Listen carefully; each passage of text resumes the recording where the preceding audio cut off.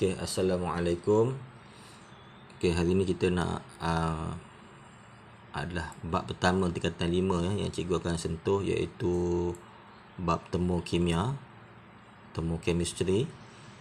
Okey, cikgu tak pastilah, mungkin ada kelas yang cikgu dah sempat ajar temu kimia ni. Okey, okey, jangan kamu lihat gambar ni, cikgu terus direct lah untuk temu kimia ni. Ini adalah rajah yang kamu perlu tahu. Ini dipanggil gambar rajah profil tenaga.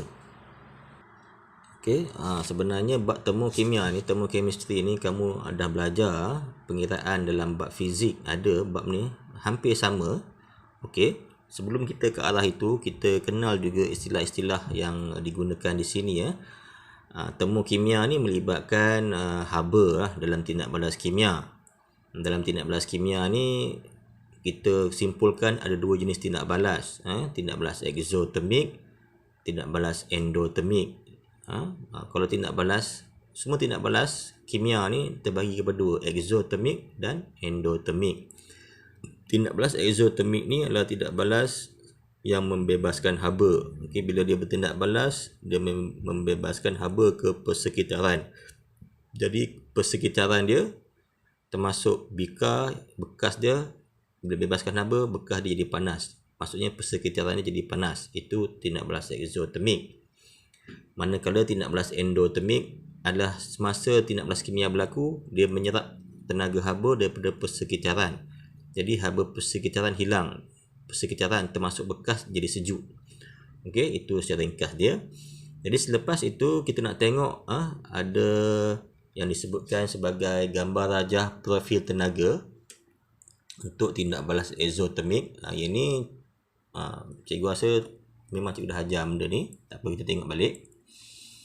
Okey, ini yang dikatakan gambar rajah profil tenaga, tetapi ini untuk exothermic, untuk exothermic. Okey, secara ringkasnya, exothermic gambar rajah profil tenaga, dia mesti ada paksi Y tenaga, kemudian ada apa nama ni, semacam baris ni. Ini adalah bahan kita, bahan tindak balas. Apa-apalah bahan tindak balas, contohnya magnesium campur asid, kena tulis kat sini. Okey, bila dia bertindak balas, apakah yang masuk exothermic? Masuk exothermic ialah membebaskan haba. Okey, jadi hasil kita nanti bila tindak balas bebaskan haba, hasil yang terhasil akan mempunyai kurang haba. Kurang haba maksudnya di bawah. Asalnya banyak haba, tenaga di sini tinggi. Kalau di atas maksudnya banyak tenaga. Kalau exothermic, hasil dia mesti di bawah sebab dia semasa tindak balas bebaskan haba. Jadi ini cara dia. Okey. Okey. Dan nilai haba dia, haba tindak balas dia negatif. Negatif maksudnya exothermic atau dia bebaskan tenaga. Kalau bebaskan tenaga, simbol delta H dia negatif. Okey, itu untuk exothermic. Okey, satu lagi gambar rajah adalah gambar rajah aras tenaga. Okey, untuk termokimia ni ada dua jenis lah. Satu tadi dipanggil profil tenaga, iaitu aras tenaga. Aras tenaga ni lebih kurang sama juga, tapi tak ada bonjolan lah. Tenaga dia ada bahan tindak balas dan hasil tindak balas, dan di tengah-tengah ni kamu kena nyatakan nilai delta H beserta simbol negatif. Okey, ini kita panggil aras tenaga. Kena bezakan dengan profil tenaga. Okey, ini contoh tindak balas exothermic.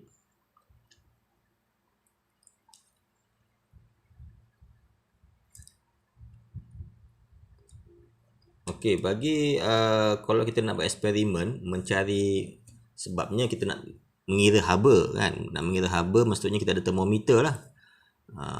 Contohnya tindak balas antara zinc dengan kuprum 2 sulfat. Jadi kita campur, okey, seperti biasa ada berlaku tindak balas, tapi dalam bab termokimia ni kita nak kira nilai haba.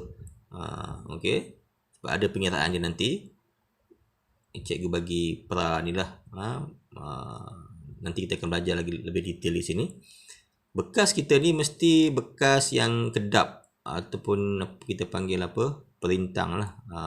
Tak boleh kita guna bika. Kalau bika dia akan haba yang terhasil tu dia akan terbebas. Jadi kita kena guna bahan yang perintang lah.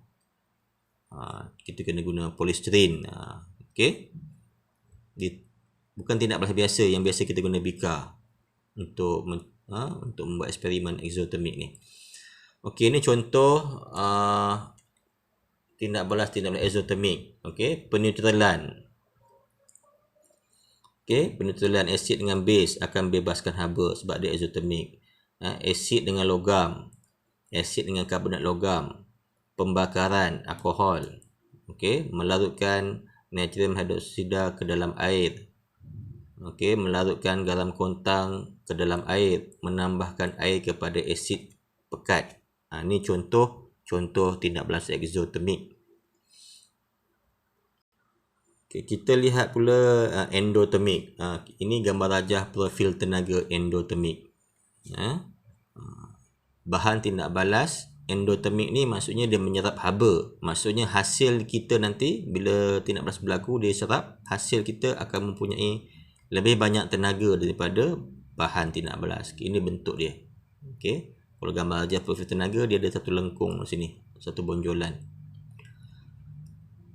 Okey, sama juga ada satu lagi yang dipanggil gambar rajah aras tenaga. Gambar rajah aras tenaga.